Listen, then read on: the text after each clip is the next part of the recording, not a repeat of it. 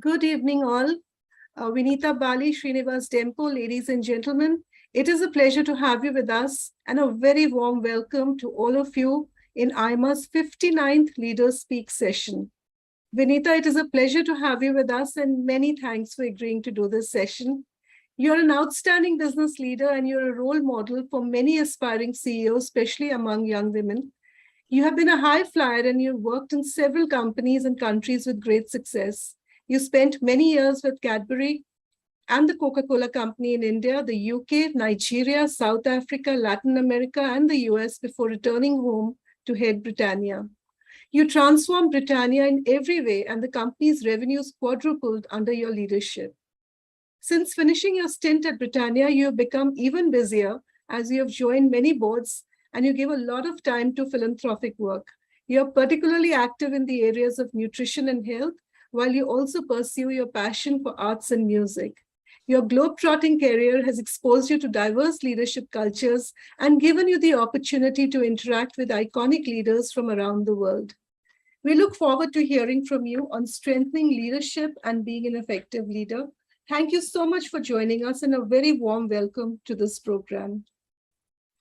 Srini, it's a pleasure to have you join us today and thank you for agreeing to moderate the session. You're an outstanding leader yourself and you're continuously reinventing the Dempo conglomerate. We look forward to your conversation with Vinita on leadership.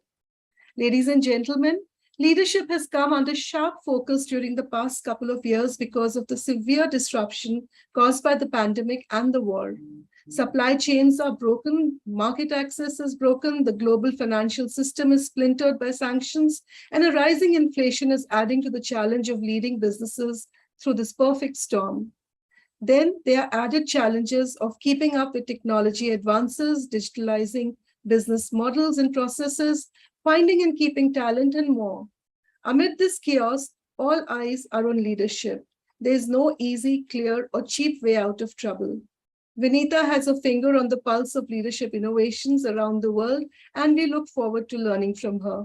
With these words, it is my pleasure to invite Mr. Shrinivas Dempo to take over and conduct the session. Over to you, Srini. Thank you, Rekha, and it's a great pleasure for me personally to be present for this 59th Leader Speak session, and that too done by somebody who I also have great amount of respect and admiration. Vinita, thanks for doing this for AIMA, and we greatly value you taking out the time and doing this for AIMA today. Just to give you and to tell everybody, this gives me great pleasure that this is the 59th edition of the Leader Speak program, and just its longevity is a testimony of its gravitas and following. I must compliment Rekha and her team, because when we started, with the COVID, and we all met and said, what will we do in AIMA? Because we had never thought of online programs, virtual meetings. And that's when Rekha and her team, came up with new ideas. And the great part of it is, though we are back to physical meetings, the virtual programs are still continuing and with the same zeal and enthusiasm. So I think in this program, we've had so far dialogue with electric set of leaders like you from business, government, armed forces, academics, science and technology, and more. And we are delighted to have an opportunity to tap today into your varied knowledge and experience for inspiration and learning. Great to have you with us again this evening. Vinita, I saw some of your videos and I also read in an interview. You met some of the most outstanding and brilliant leaders, and one which I recall with, great amount of traction is your meeting with Nelson Mandela. And what really opened my mind when you said is barriers are only in your mind. And, that's exactly what we learned in COVID when all of us were confronted, all our factories were closed, our offices were closed. And we said, what next? How do we pay salaries to our employees during the month end? And that was a mind barrier. And, when we all sat and worked in a calm and composed manner, we found solutions, and the solutions automatically came. The second meeting that you talked about in an interview was your meeting with Prime Minister Jawaharlal Nehru at the Teen Murti Bhavan when you were a school kid. And you went, and what struck you was that he said that anything is possible. And I think you did it. You did it. You climbed the corporate ladder. When we said there are glass ceilings in every part for a woman, you showed that it's different. You redefined Britannia. I read somewhere that from a biscuit company, you called it a nutrition company. And now every company is saying that it's a nutrition company. Nobody calls themselves. So you were so forward looking. And I think that's your leadership quality, to say that you thought much more ahead and advanced than what was the trend during that time. So what essentially I think leadership today is, when we are confronted with so much of uncertainty and complexity. And today it's even more of a VUCA world. I know VUCA came much earlier. The definition of VUCA came much earlier than the COVID time, but probably much after COVID, and with all these geopolitics happening and what Rekha described as so much of uncertainty and complexity, it's getting increasingly more challenging for leaders to redefine their roles. And what could that role be? No longer are you built on hierarchies in management to define your leadership role. Leadership could be situation-based. As we said, we used to meet online during COVID times, and we gave certain tasks as a leader to even some middle-level managers, and they perform. So that really makes you think who a great leader is and how a great leader should perform. So it would be very, very interesting to listen to you. I know you've worked in almost 5 continents, 6 countries, right, from Africa, South America, Europe, name it, and you've worked in this continent. So it'll be very interesting to learn from you. What do you think, what were your learnings of leadership? And you rose right from, your basic level of management to the top. And you being a woman, you might have encountered your own challenges. And I would personally like your thoughts on saying, is it really, still a time in age where we have reservation for women on boards and companies and, management, and, how do we redefine this? Because women leaders, personally, I sit on a couple of boards, and I find the best contributors are women in the board. So, why do we need to sort of create this whole cult of saying that, we need to still break the glass ceiling, we need to still redefine those roles? So again, as I said, leadership has to be redefined. It has to be constantly innovated. And as you said, only what is constant is a leader has to have the courage to take the risk. He should be an eternal optimist, a dyad optimist like Nelson Mandela was. And, and say that, barriers are only in the mind. With these few words, once again, I welcome you. And I'm really looking forward, to your interaction. Particularly, you may have a lot of questions also coming from me. And, the flow will be, you could speak for maybe 15 or 20 minutes, and then we will invite questions from the public. So a warm welcome again on behalf of AIMA, and I leave the floor to you. Thank you. Many thanks, Rekha and Shrinivas, for this very warm and generous introduction. It's, I must say, it's great to be speaking with AIMA. It is an institution that has been, part of our lives. Growing up as a young management trainee, AIMA was always there. And I think it's fantastic over the years, the kind of work that AIMA and the members of AIMA and the Secretariat of AIMA has done. So I thank you for giving me this this opportunity to share some of my thoughts. And I've thought a lot about leaders, leadership, responsibility, and so on. And what I will do over the next 10 to 15 minutes is to distill out what I have learned about leadership, because in my mind, there is a big distinction between leaders and leadership.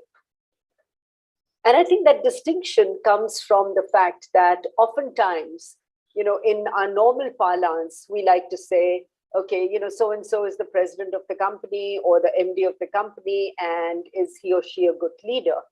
So-and-so is president of a country or prime minister of a country, and is he or she a good leader? And I want to first begin by saying that let's separate leadership from leaders. One of my first lessons really was that leadership is about behavior. It has nothing to do with where you are in the hierarchy. That hierarchy could be an academic institution, it could be a business, it could be the government, it could be a hospital, it could be anything. As a management trainee, I can show qualities of leadership. And that is what should matter to the company I'm working in, or the academic institution, or whatever I am engaged with. So I think the important thing to remember, certainly that I have learned, is that leadership is not about a position. It is not about a title. It is not entitlement. I can show you lots of people. I'm sure we've all come across lots of people in very senior positions. And you might say these are positions of leadership, but actually those individuals are not exhibiting the qualities I believe effective leaders exhibit or effective leaders have. As somebody said, your actions speak so loudly, I cannot hear your words. And I think that's the important thing about leadership. It is about what we do, not what we say.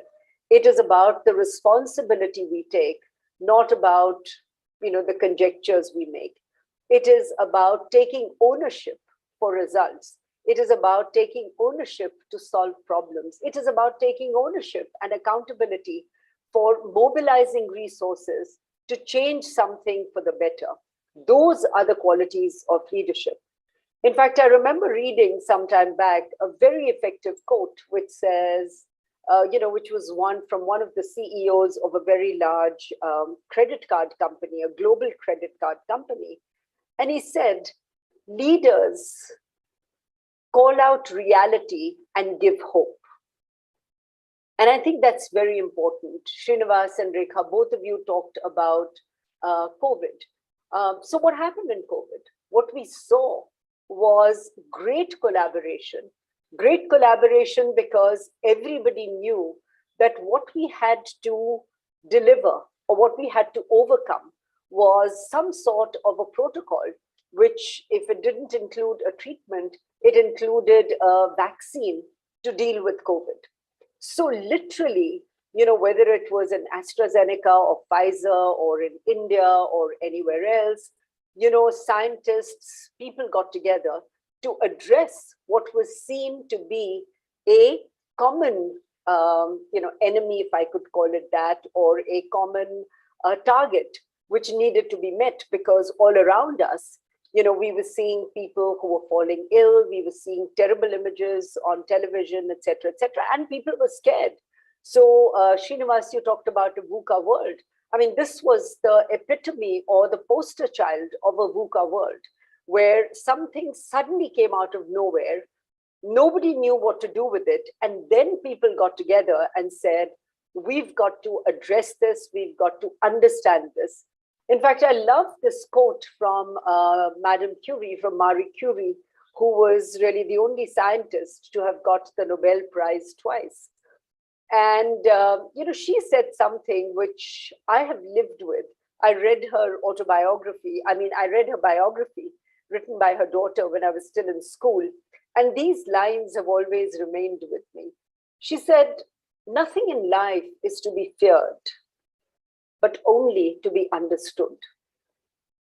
Nothing in life is to be feared, but only to be understood.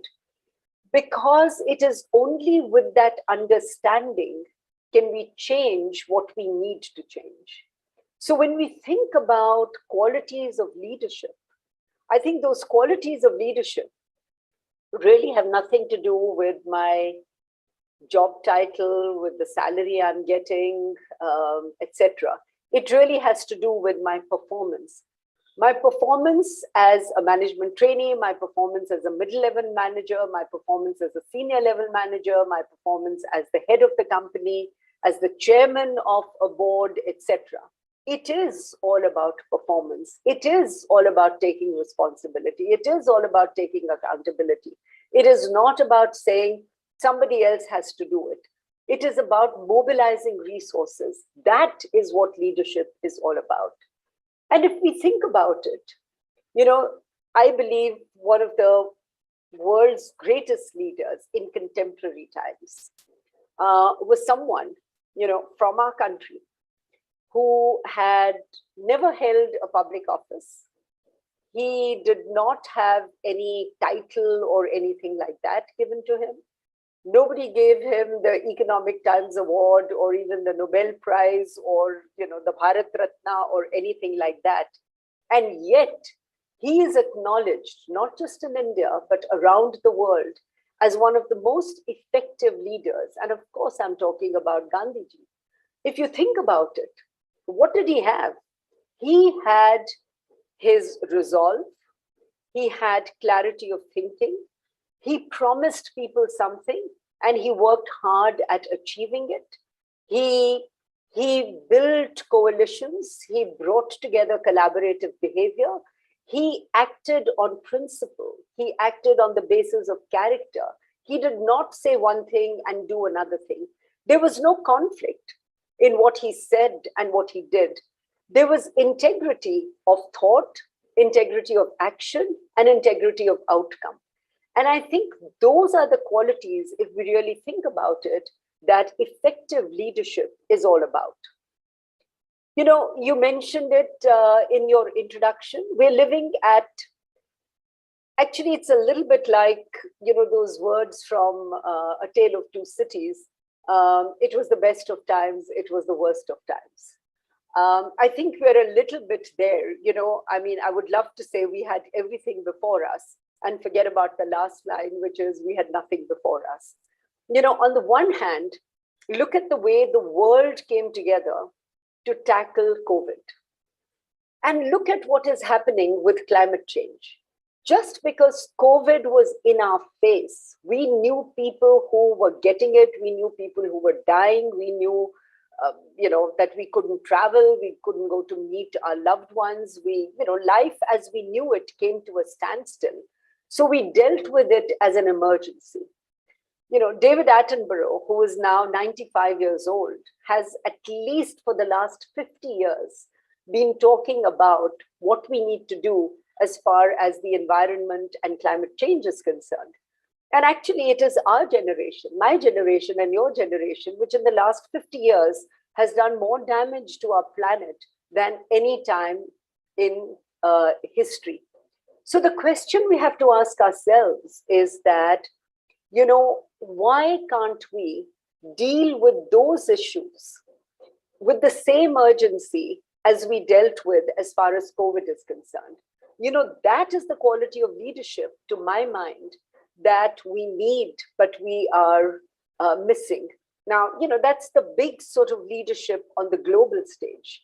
I think when you look at work that all of us do, whether it is an NGO, is it a business, it is an academic institution, a hospital, airlines, anything. I think the question we have to ask ourselves is that, what does it mean to be effective? What does it mean to be responsible? What does it mean to give back more than we take away from this beautiful, planet of ours? And what does socially responsible behavior look like? Whether we are talking about education, whether we are talking about nutrition, whether we are talking about other aspects of climate change, etc. We live in a world where we've never had or we've never seen the kind of wealth we see now. It is true that our world has lifted millions, hundreds of millions of people out of poverty. But it is equally true that if we look at a country like India, during the pandemic, we have pushed almost 200 million people back into a situation where they don't even have enough to eat. So this is chronic hunger. Forget about nutrition. We have for 2 years closed down schools, and there are 120 million school children in India who rely on that one hot meal when they go to school, which is the midday meal. And in the last 2 years, when they have not gone to school, they have not got that hot meal as well. So I think the task of leadership is really to understand reality, to understand context. Because in the absence of that understanding of context, the actions that we take may not be totally relevant, may not be totally effective, may actually be wasteful, and so on. It is not, therefore, about the rhetoric. It is about the authenticity. And I want to distinguish between, as I said earlier, what we say and what we do. It's not about making the right noises. It is not about saying we need to do this. Whenever anybody, in all the places I worked in, somebody would come and walk into my office and say, we need to do it. And I would look and say, define the we and define the need to do it. The we is us. Each one of us has a certain responsibility, because whether we like it or not, we are actually hugely interdependent. The interdependencies may not be visible. It's like when they talk about trees and the forest. So what we see when we walk through the forest are individual trees.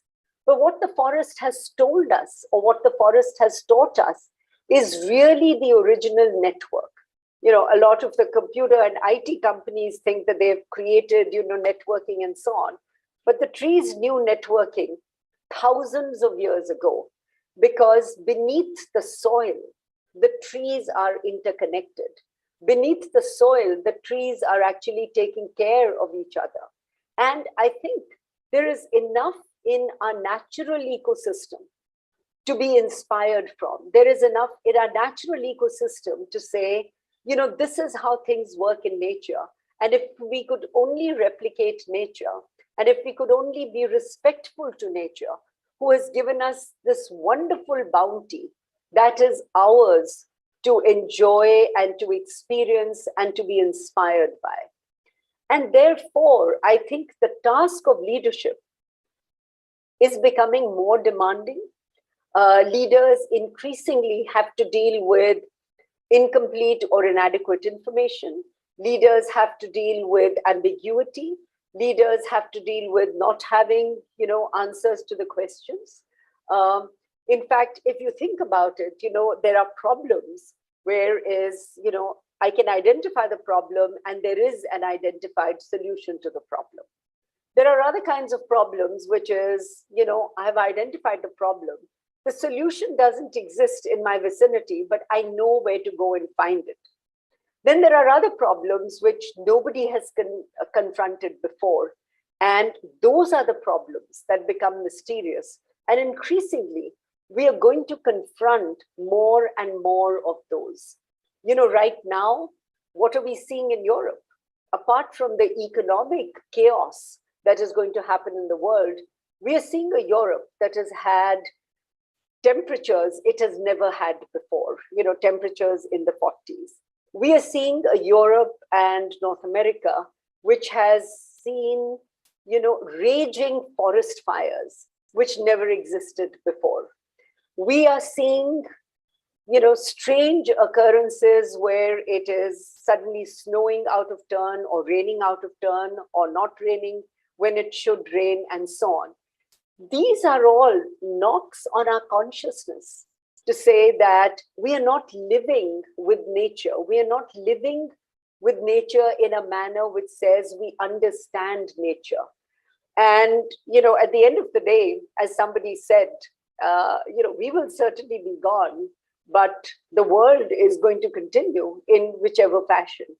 And it is up to us as individuals, as members of a community, as members of society, as business leaders, as political leaders, as leaders of whatever, as leaders of our families and our societies and our communities, to talk about what is authentic leadership, what does it mean to be conscientious, and what does it mean to live in an environment where we are putting back at least as much as we take away. I want to just touch upon a question that you raised, Shrinivas, and we'll then open it up. You know, you talked about what I've learned about two things you said: leadership, you know, through living and working in different environments. And then you talked about, you know, gender. What does it mean to be a woman leader? My request to each one of us is that actually leadership is gender agnostic. And I'll tell you what I mean when I say that. You know, when I walk in through that door into my place of work, I could be a doctor, I could be an engineer, I could be, you know, a business person, I could be anybody. What do I walk in with? Hopefully I walk in with my academic credentials. I walk in with my track record. I walk in with the experiences that I have already created or been through. I walk in with my knowledge, my skills, my attitude, my character, my personality, my conscientiousness. Where does gender fall into this at all? And yet, as a community, and especially as a business community, and even in other places, we talk about gender as though it is the most important thing. In fact, if you ask me, it is the least important thing. One of the reasons I believe I was successful in so many different environments, in so many different continents, you know, in macho environments like Latin America, in macho environments like India, actually, is to say that, why are you even paying attention to my gender? Because I'm not paying attention to your gender. We're talking about what we are here for, what we need to do, how can we work together effectively. And let us not keep bringing up an issue which is not just immaterial, but it is not relevant to what needs to be done. You know, you should care more about the kind of person I am, the kind of skills I have. Am I collaborative? Will I work effectively with other people? Am I a team player? Am I not a team player? You know, what is my style of working? Do I work with integrity? Do I work with authenticity? Those are issues that are germane. Those are issues that are critical. Those are issues that are important. And those are issues that have nothing to do with my gender. So, you know, with these words, I'm going to pass it back to you, Shrinivas, and I'd be happy to take any questions, either from the, you know, what I have said or anything else that you or any of the members who are on this meeting might like to know. Thank you. Thank you so much, Vinita. I think you put it so well, and some very strong messages have come out of your brief but very, very, you know, enlightening talk. I am very tempted to, you know, ask you a question, since you talked a lot about climate change and abuse of the world. You know, ESG is beginning to arrive in India, and we are already seeing the impacts in our own companies where we deal with foreign buyers and the kind of pressures they are putting on us. And with these kind of impact, do you think that we are doing enough? And I heard Jayan Sinha, the Honorable MP, a few months back in an AIMA session itself, where he said that India is committed to 2070 for net zero emission. But if we don't do enough, then 2070 looks an extremely impossible task. And do you think that corporate leadership in particular has to step up more action, because you've been in the corporate world and you know the kind of short-term pressures that companies face declaring quarterly results? And with these kind of activities that we need to take, what's your take on this? Point one is on India, and secondly, particularly corporate leadership. Thanks. It's a very, very important and relevant topic, I would say. And, you know, I'm never known for being diplomatic, so I will say it as it is. I don't think we're doing enough, either as corporates or as a country. It's all very well to say by 2070, 2070 is still about 50 years away. And unless we have some near-in goals that we are tracking, none of us will be around in 2070. So, one of the things is, okay, who cares whether we get there or we don't get there? That's not important. The important thing is that the effect of climate change is here and now. Let me give you a very concrete example. I live in Bangalore, and this is the story of almost every city in India. 60 years ago, which is within the lifetime of most of us, Bangalore had 200 lakes. Today in Bangalore, we hardly have 60 lakes. So the question is, what happened to those lakes? Several of them were actually concretized and buildings were created on top of those lakes.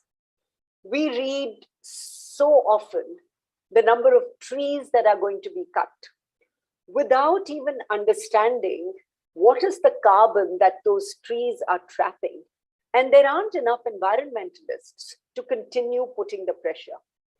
And the question then is that, why do we need this pressure from outside? The G of ESG is all about governance. And to my mind, governance is as much about conscientiously doing what my role as a corporate is, but also conscientiously calling out what the role of the government is at the state level, at the village level, at the panchayat level, at the level of the center. Because if the corporates undertake to do, what the municipality or the government has to do for us, that's not good governance either. I think we have to get to a degree of maturity where we say, we understand our responsibilities. I, as an individual, understand my responsibility, and you, as the government, understand your responsibility. You hold me accountable for what I'm not doing, and I should equally be able to hold you accountable for what you're not doing. There are some very simple things that can be done. Again, let me give you a concrete example so it doesn't seem like theory.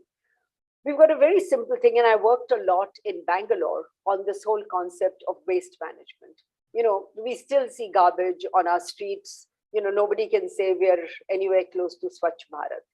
You just have to drive out of any city and you'll see garbage dumped on the streets.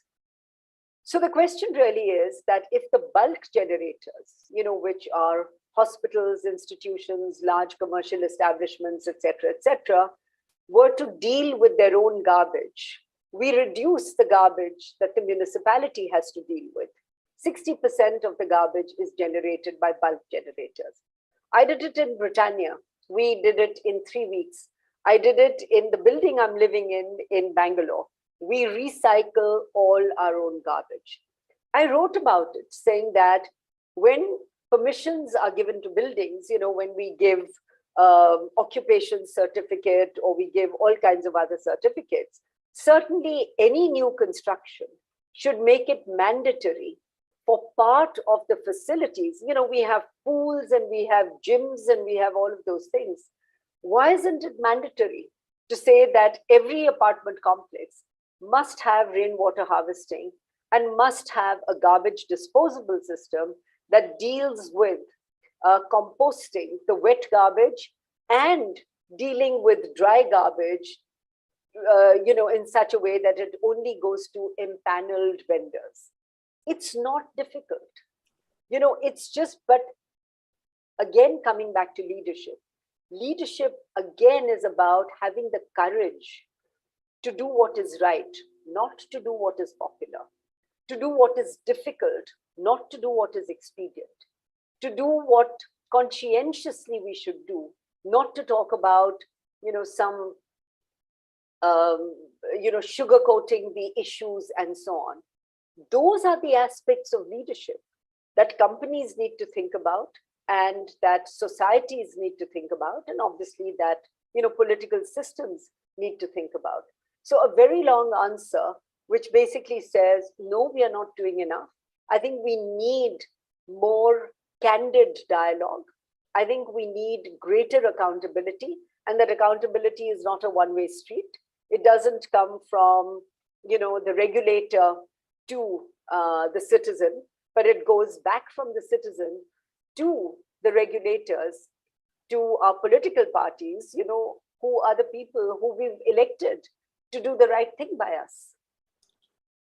Thank you. I think you've confirmed at least my beliefs and said that, yes, we aren't doing enough. And I think at the cost of short-term profits, we should start thinking about how to build a better world. I completely agree with you. There are many, many questions in the chat box, and I'll try and combine a few if they have the same theme.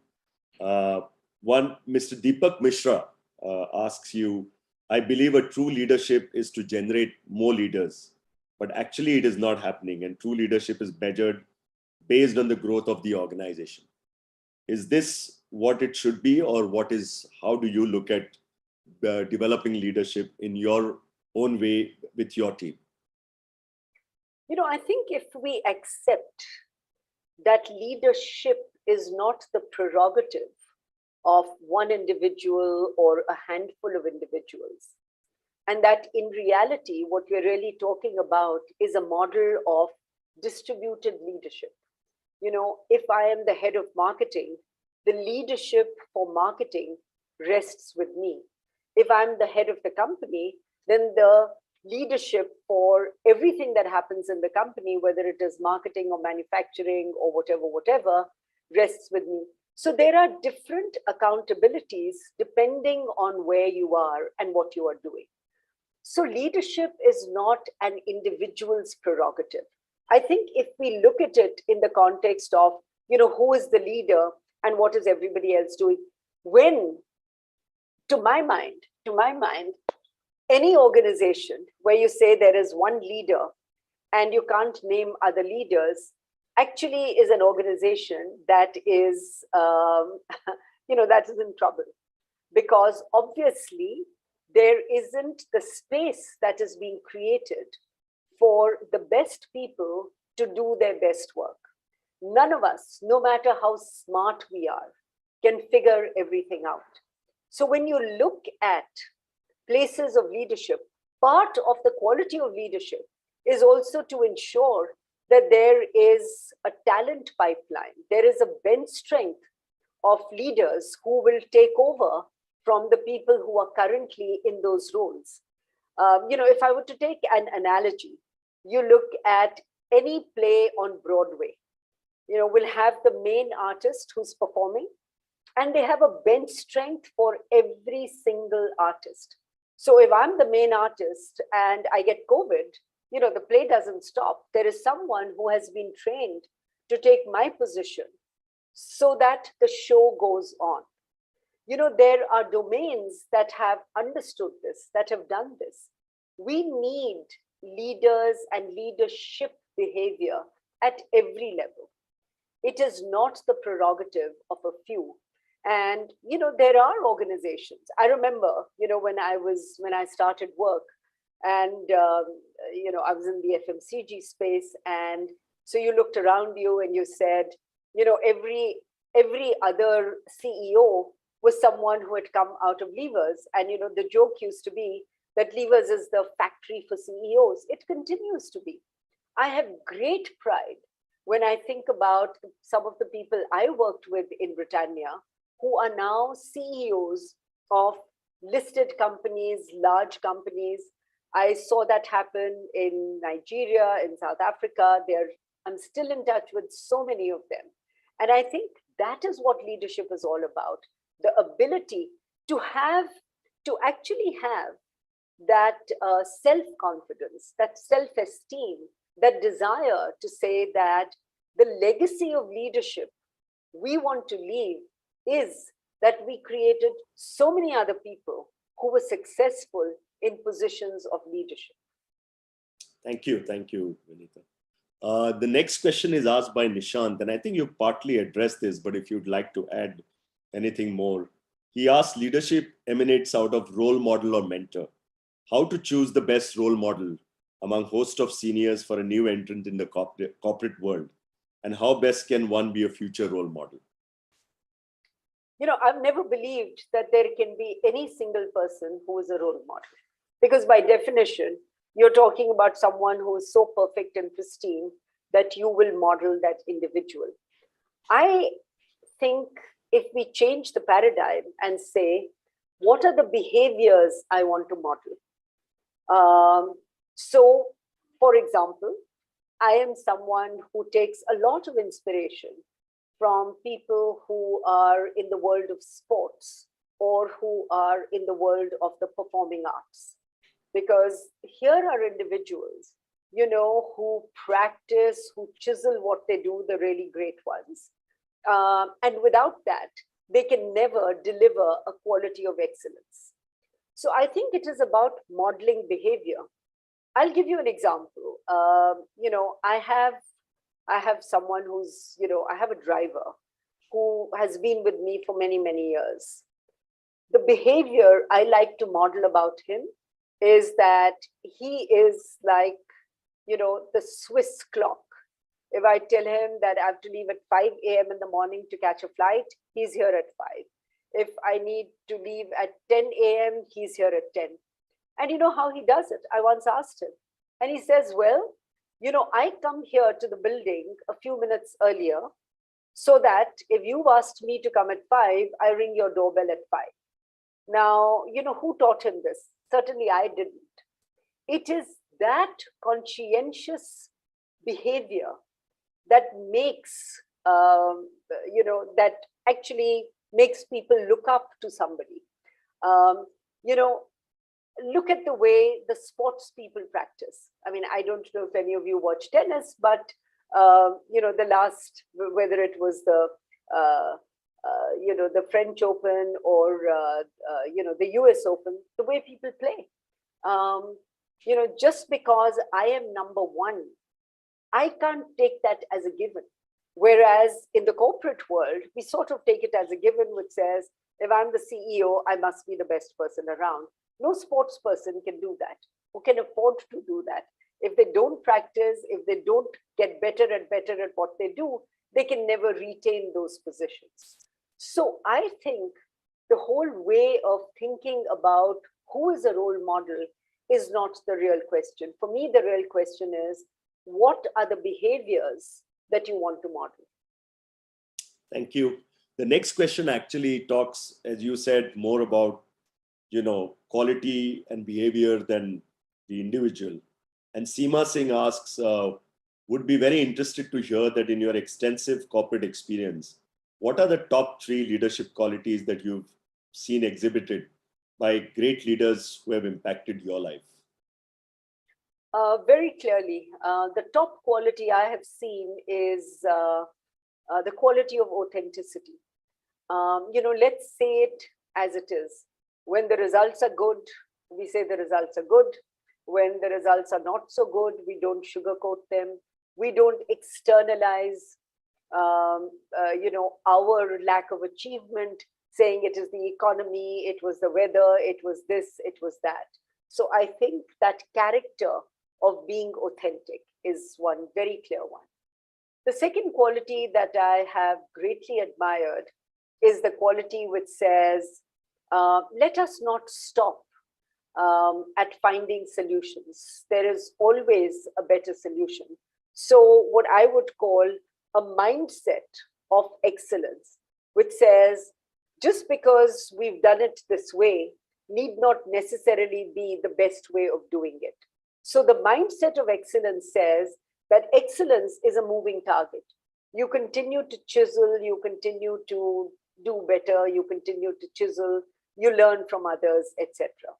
The third quality that I have admired greatly is what I call the quality of curiosity.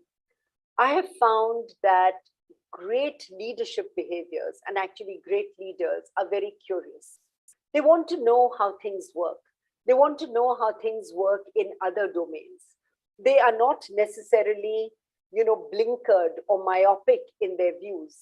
A lot of the inspiration in the work that they do comes not just from the business world, but it comes from other worlds. It comes from nature, it comes from the arts, it comes from sports, it comes from, trees, it comes from all kinds of other things. So to my mind, it is authenticity, a striving for excellence, and a mindset of excellence and curiosity. Very well put, Vinita. The next question, in your address earlier, you talked about that leadership should be gender agnostic. So do you disagree with the push for quotas for women in leadership positions? What's your opinion on that? Not at all. In fact, I'm saying it is very sad that we have to get women into boardrooms on the basis of a quota. And I think the question we have to ask ourselves is not whether the quota is right or wrong. I think the fundamental question to be asked is, why did we have to create quotas in the first place? Because if we are recognizing that what gets me into the boardroom is my, as I said earlier, my experience, my track record, my academic excellence, all of those things, I should not even have had to come to a situation where, quotas had to be established. So I think we have to ask different questions. So just a follow-up question. So do you believe that these reservations actually has changed the status and opportunities for women executives in Indian companies? Has the environment changed, and is it going for the better now? Again, I go back to my thing of conscientious or authentic leadership. If the quotas are being followed to tick a box, then nothing is going to change.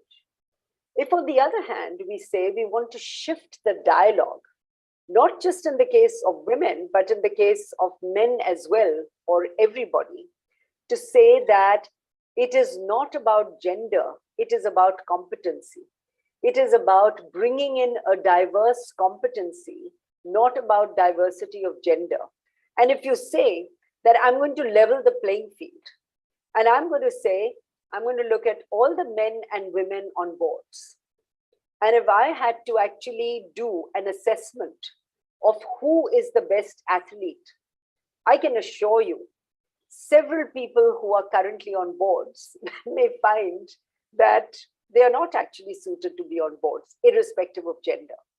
So I think we cannot give up the lens of competency in favor of the lens of gender or the lens of ethnicity or the lens of any other characteristic. I think the level of competency has to be there. Now, once you say fundamentally, this is what we're looking for, then actually every other lens, becomes secondary to that priority. The question is, we just assume that if there is a qualified woman who is married to an equally qualified man, if there is a transfer, it is expected in our society that the woman gives up her job and travels. I think we have to raise these questions. This goes beyond the boardroom. It speaks to the heart of the kind of society and community we are. Why is it that two equally educated people are put through questions or a trial where the lens is completely different? Who decides that? And I actually believe that it is a greater responsibility for men because they happen to be in positions of power. It is the men who are making these decisions because there are more men in leadership positions, or there are more men in slots of leadership. I'm not saying leadership positions, and slots of leadership, and they're making those decisions. I think we have to go back and question and say, what are the kinds of decisions? So taking my own example, the reason I got all the opportunities I did was because, there was someone initially in Cadbury's who was a man who decided that I had the credentials to go and work in UK. They were all along, I was the first ever woman who joined Cadbury's in India as a manager. They didn't have any manager before I joined them.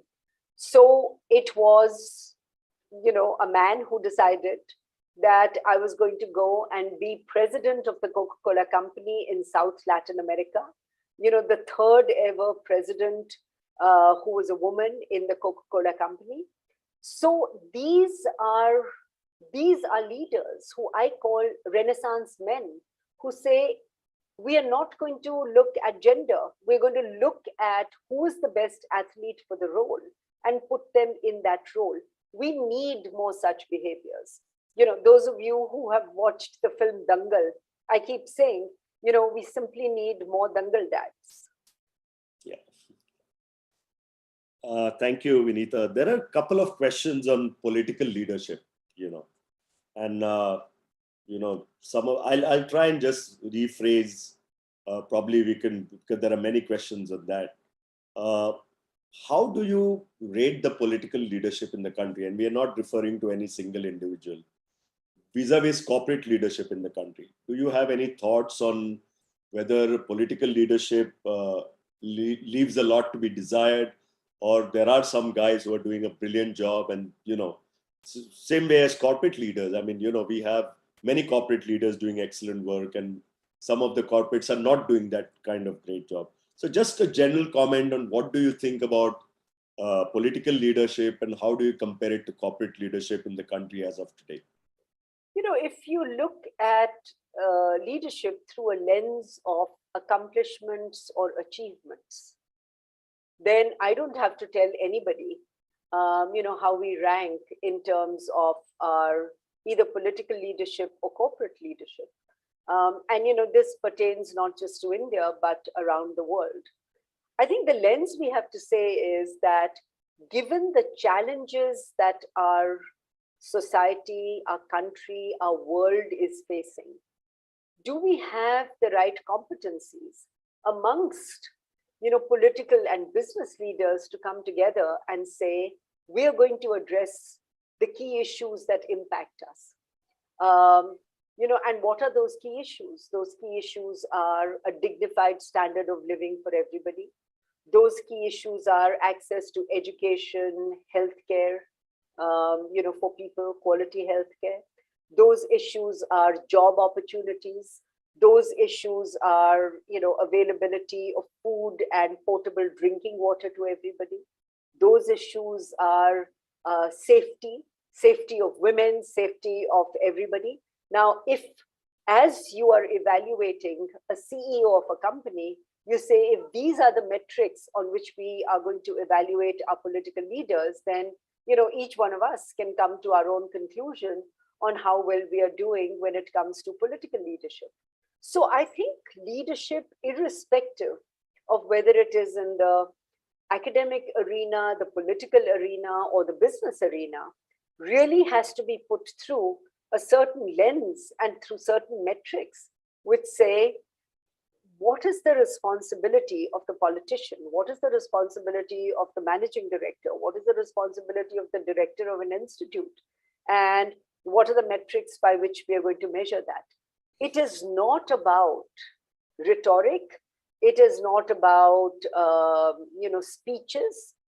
It is about action, and more importantly, it is about the right action and the right results. We have about 5 minutes left, Vinita. I wanted to shift gears a little bit.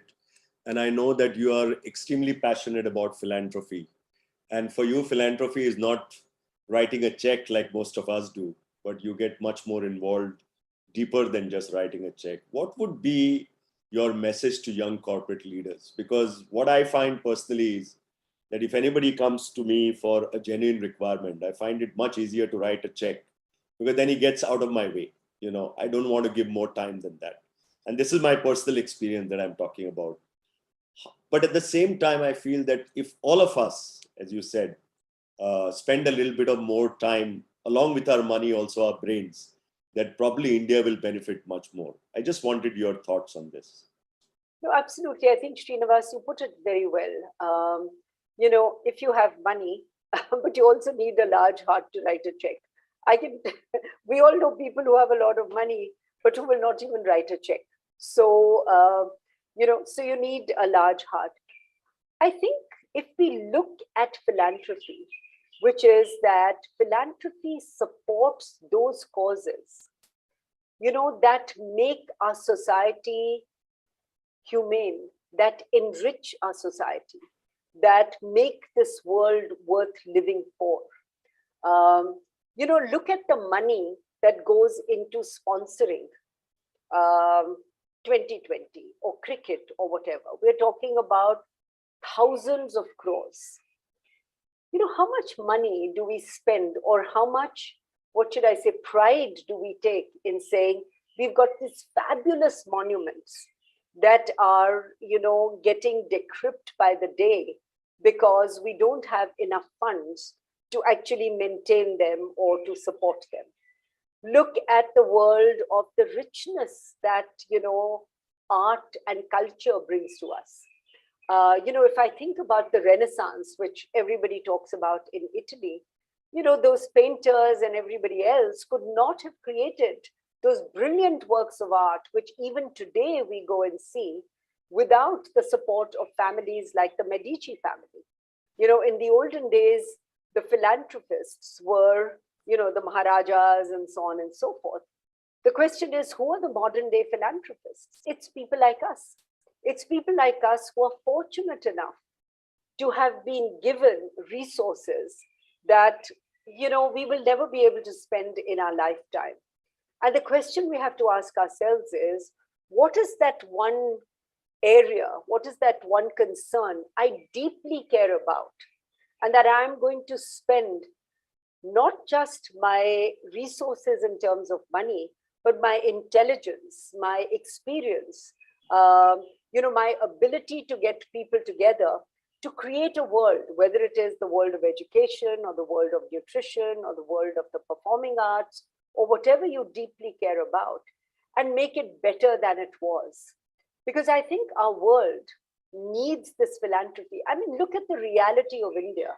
We're all sitting here and, we look at the Sensex and we say, oh, wow, it's touched this and it's touched that, and the stock market is worth $3 trillion.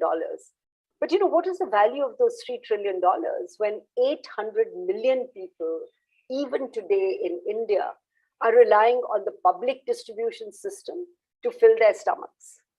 When 120 million children every day are relying on that one hot cooked meal that they will get. So I think we have to see our world in context and say, yes, we've made a lot of progress. And, hopefully our stock market will continue to do well. But the stock market does not feed 800 million people. And I think that is where philanthropy, that is where the whole question of empathy, the whole question of, somebody else's need being palpable to you and you being part of that solution becomes important and critical. Thank you. There are many other questions in the chat box, but in the interest of time, I'll ask one final one to you, Vinita. And this is, India is a country of many characters. It's one of the largest economies in the world, but it's also a country with one of the worst levels of nutrition. What impact is the poor growth of minds and bodies having on Indian economy and society? And sorry, what is that? I didn't get the last part. What is that? What impact is the poor growth of minds and bodies having on Indian economy and society? Oh, a terrible impact. Again, this is something that I've written about. We say that we have a demographic dividend. Actually, I would argue that we have a demographic liability. And I'll tell you why. These are not facts that I have created. World Bank estimates that India loses between 2 to 3% of GDP every year on account of low productivity, the underlying cause of which is poor nutrition. Even today, the latest reports done by the National Family Health Survey, so I'm not quoting somebody from outside that came and did this work, etc. The NFHS 5 still talks about 38% of children under the age of 5 being stunted. 1 out of every 3 children born in India being underweight, and so on. The intergenerational cycle of poor nutrition carries on, primarily because undernourished adolescent girls give birth to low-weight babies, and that continues the intergenerational cycle of nutrition. The PDS system is addressing hunger. It is not addressing nutrition because it is actually giving you cereals, etc., which is not enough for nutrition. There was a very important study done and a seminal piece of work in 2007 by the Lancet, which was a study that concluded over a period of years that nutrition in the first 1,000 days, that is between conception and your second birthday, determines forever your propensity for physical growth and cognitive development. Now, I am not a nutritionist, but I've studied enough and I've been in the field enough. And I'll just give you a very, common thing. We look at people and we say, uska to kad chota hai, and then we say, India mein to aise hi hote hai. Or you say ki, every year the ASA studies comes out and it says that children in class 7 or 8 in India can only do math of class 2 or class 3. It's not that the teachers are always bad. It's not that the children are always dumb. It really is that when I don't have adequate nutrition, physiologically, I cannot actually retain or learn. And therefore, there is a very strong nexus between nutrition and education. And I think we have to look at problems of development holistically. I keep saying every time I look at CSR programs where a lot of money is being pushed into education, and I say, well, what are we doing about nutrition?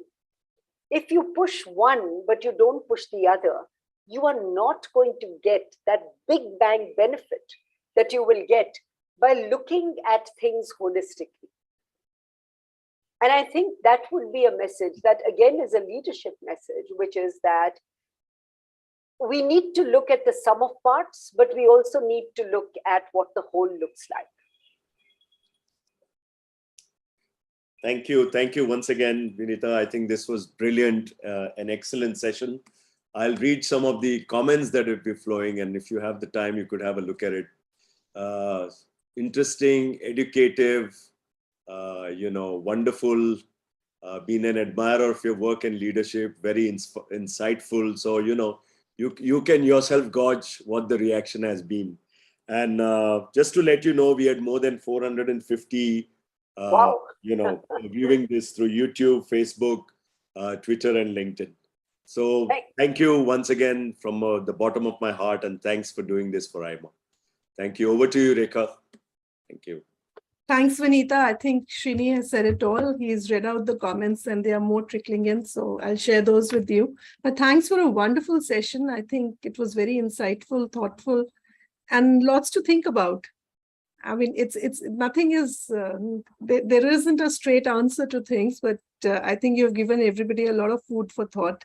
So thanks for doing this for us. And I hope to have you back on the AIMA platform sooner than later. Sure. Thank you very much. As I said earlier, Rekha and Shrinivas, for the opportunity. I enjoyed it, and I hope, everybody got something out of it. If nothing else, at least the ability to go back and ask some questions, because that's the most important thing. Thank you so much. I think most of us got that. So thank you all for joining us today. It has been a pleasure having you with us. And thank you, Srini, for moderating it wonderfully as usual.